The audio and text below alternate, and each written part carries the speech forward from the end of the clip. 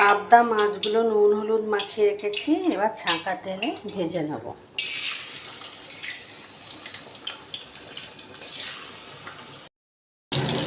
মাছ ভাজার তেলেই আলু বেগুনগুলো ভেজে নেব।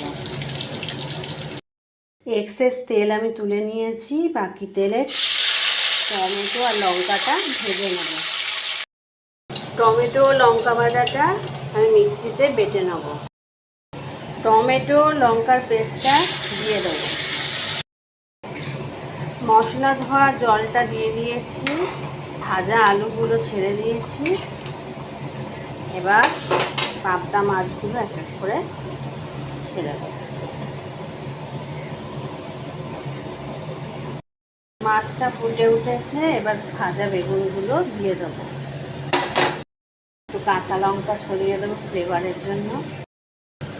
লাস্টে একটু ধনে পাতা ছড়িয়ে দেবো। হয়ে গেল আমার পাবদা মাছের ঝোল।